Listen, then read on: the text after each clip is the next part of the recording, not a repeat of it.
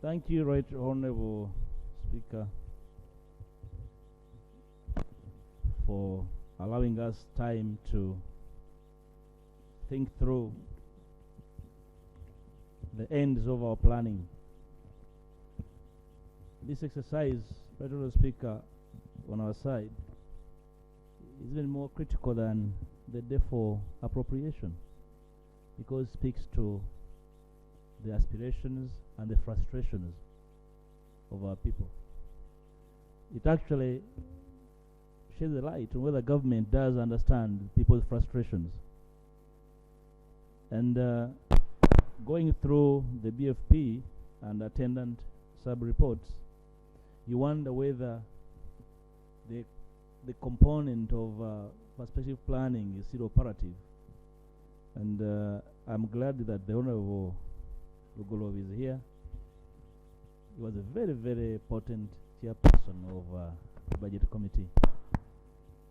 And there must be something about those buildings where they sit as ministers that sometimes veers them off.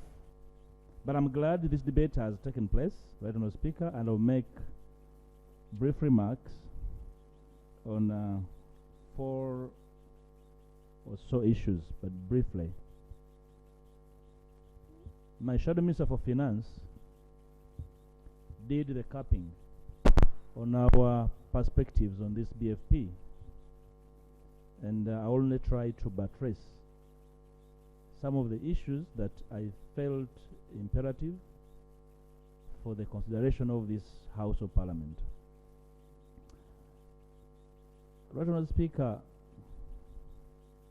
I'd like to bring to the House that the BFP, for me, raises serious issues because of its silence on the implementation of the alternative finance modalities for hand-picked national roads and UNRA. Right Honourable Speaker and colleagues, remember that between August and November 2021, in fact, even before the late Speaker rested, we raised this matter before Parliament that hand-picking companies for refinancing of projects without parliamentary approval was unconstitutional. We put it to this House that the practice without scrutiny exposes future budgets as risk of compounded interest costs. And in the circumstances, we have never seen any guidelines tabled before this House, Right Honourable Speaker, for clarity on how companies are identified and awarded contracts. And the BFP we are reviewing today has been presented without clarity on this matter. Consequently, Right Honourable Speaker, we are aware of the turbulent global financial situation, and the effective market interest rates are benchmarked, Right Honourable Speaker, on the Eurobond and the Rebar, which are currently ranging between 7 to 9%, almost equivalent to a moneylender on the Kampala street. These contractor finance projects, Right Honourable Speaker, if we do not, which are benchmarked on the Rebar and the Eurobond, present a huge risk because these contractors benchmark their interests on these 2 benchmarks. The BFP is silent on the implementation of this modality. We recommend that implementing of this finance modality be stopped until such a time when Parliament is given a reason to believe that the conditions are favorable and the guidelines tabled for the House to consider. Right now, Speaker, is a very, very big problem. And before we know it, our debt burden via these projects is going to rise because they are not presented as borrowing, but indeed they constitute borrowing without parliamentary approval and scrutiny. Honourable Speaker. 2, the oil and gas sector obligations of government. Honourable Speaker, we have noted that government is hoping for a miracle to happen without any government investment in this sector.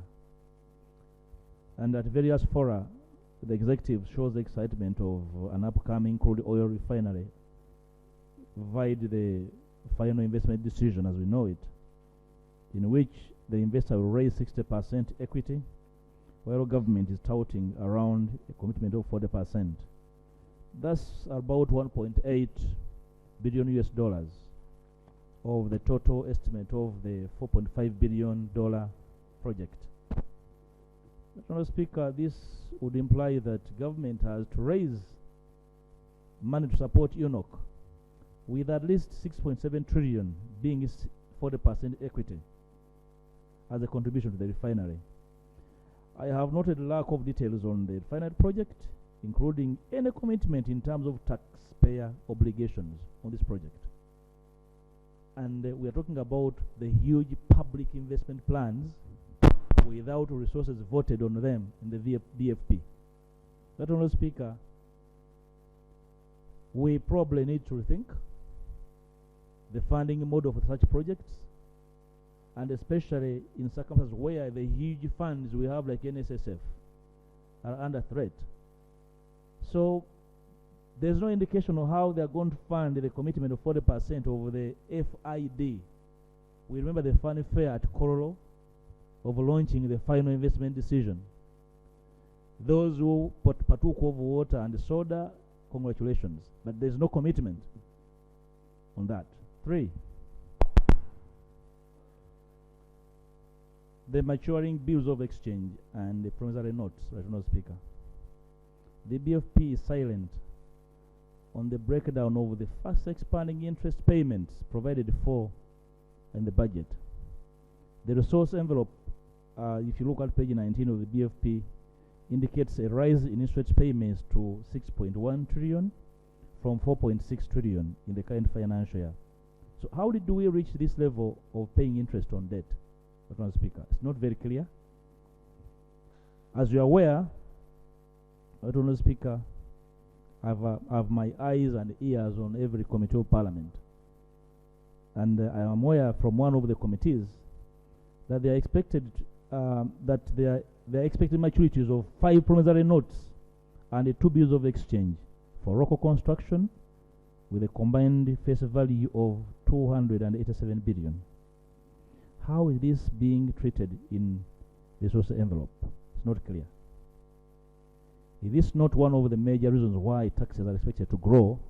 But like you observed, Mr. Speaker, money available to spend on services for the taxpayer is reducing because the commitments are not clear. We implied that the resources are growing, but the money available is going down. Is that witchcraft? Mr. Speaker, the Committee on Finance, Planning and Economic Development reported that in the first 4 months of this financial year, for every 100 shillings collected by URA, 37 went for debt service. This in itself is a breach of one of their liquidity fiscal targets, which we set up in the Charter for Fiscal Responsibility. With interest rates projected to rise by almost 1.5 trillion, we can assume that almost half of URA collections will be deducted for debt service, Mr. Speaker. And the BFP is silent on whether the disturbing global and local matured debt will not form part of this spiking debt service, Mr. Speaker. Very soon, these promissory notes are on the horizon to maturity. 4, the DRC war reparations, Mr. Speaker.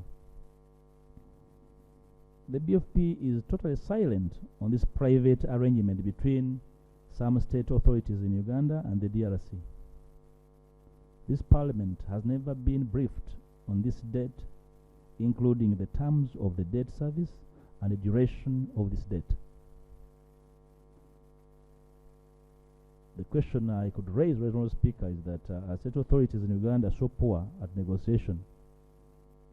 Ugandan taxpayers have already spent over 400 billion on roads in DRC without any report on the progress of these roads. Our armed forces have equally and separately spent hundreds of billions to stabilize the DRC as a country. Now we have a secret deal on how much should be paid annually to the same country as all reparations and plunder.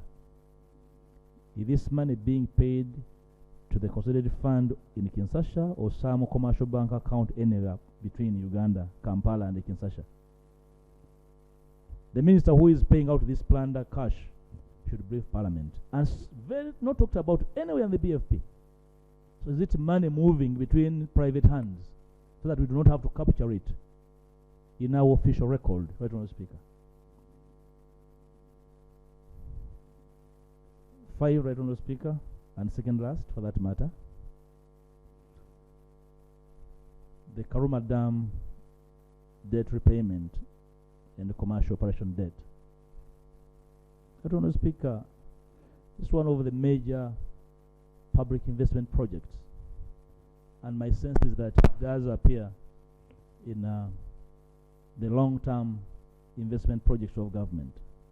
But as we know it, everything that can go wrong with a multi-year infrastructure project financed by a loan has occurred at Karuma and East Simba for that matter.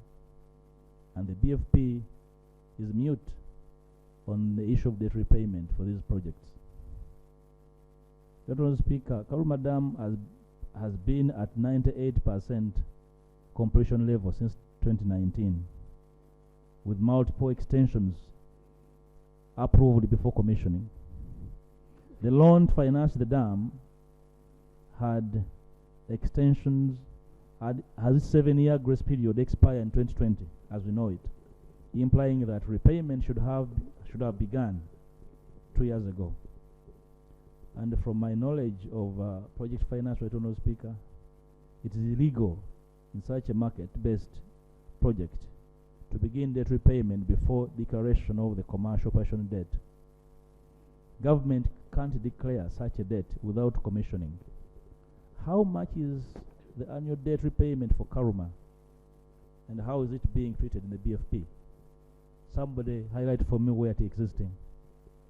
Remember, the BFP is not a 1-year program.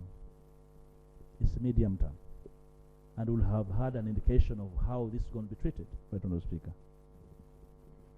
Even East Simba Dam is now known by our constituents in the villages as one with very serious structural defects. It's a laughing project for the Wananchi. The executive is silent on who will bear the cost of repairing East Simba Dam, or whether it's even repairable without affecting the integrity of the dam structure. No one wants to remind us how the contracts to construct both dams were awarded, and for who has to apologize for these misdemeanors, Right Honourable Speaker. Lastly, Right Honourable Speaker, the Umeme buyout amount investments. Right Honourable Speaker, we have all accessed the public notice by Umeme notifying the whole world how its concessions will be running out exactly 2 years from now. And the BFP falls within this time frame. In the meantime, the distribution grid is dilapidated and requires rehabilitation. Most importantly, Right Honourable Speaker and colleagues, Umeme has a claim on government and the consumer. They refer to as the buyout amount, which has to be paid. The BFP is silent on how and whom shall this Umeme debt be paid. Government has not provided a single shilling to audit the status of distribution grid before taking a decision on what happens what happens between now and when Umeme packs bags, Right Honourable Speaker, in 2 years' time. Even after Umeme leaves, it is important that the succession plan is initiated with a study on how to establish the status of the infrastructure, Right Honourable Speaker. We are unfortunate that the government wants to appear as though they're not aware of the imminent exit of Umeme, to make provision for research, including a framework for infrastructure rehabilitation that we know as hugely dilapidated. Right, Honourable Speaker, my sense is that having considered these two documents and bearing in mind the debate, the bipartisan debate on both sides of the House, right, Honourable Speaker, I'm not rising to say that the BFP falls flat. I am eager to hear whether the ministers have understood the perspectives of the House and how we can move, because the report from the members' debate is a figment of the imagination of the ministers, because these members of parliament live in this country and they fully understand the operations of government. Right, Honourable Speaker, one of the biggest challenges, and I've spoken here several about it, is the fact that up to now we have not synchronized, government has not synchronized program-based budgeting with NDP3. They speak different languages. The whole idea, the Honourable Groy should know these concepts: planning without plans and planning without planning. You plan with a white elephant.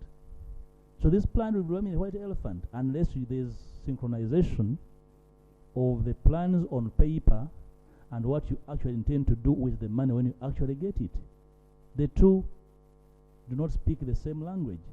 And right, Honourable Speaker, that's the reason why we can't not even audit properly the channeling of funds.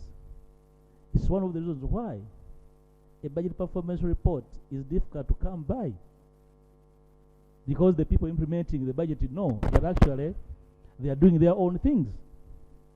These MDAs have very clever people, and I am very sure if I sat with the Honourable Golobi and the Honourable Masasi in a quiet place, they will make admission to the level of confusion and scatter in the entities because of failure to synchronize program-based budgeting and NDP3.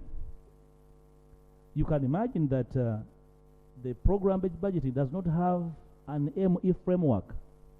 There's no monitoring and evaluation framework in it. It's not there. So you are chasing an animal without wings, no tail, no legs. It's just roaring. So the danger of trapping a roaring animal. So our job is cut out. That Honourable Speaker. That Honourable Speaker, finally, I want to request you, just like you ordered the Committee on National Economy to audit the loans, kindly remind them under the same arrangement to audit the grants as well. Grants under the same rule, because there's a huge problem with the grants. Okay, grants are some of the abused funds in this country. We can probably make a difference in our time for our country and for posterity. I thank you. Thank you, Lop.